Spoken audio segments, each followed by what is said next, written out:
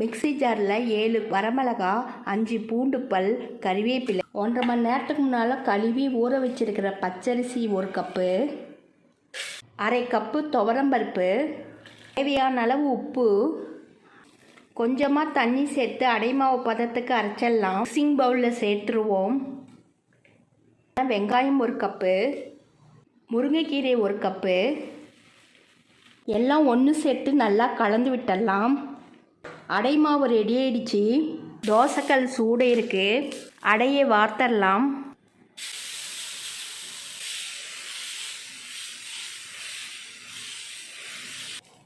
Oil 1 teaspoon.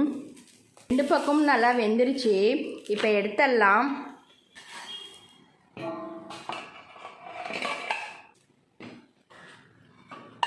முருங்கைக்கீரை அடை ready ஆயிடுச்சு.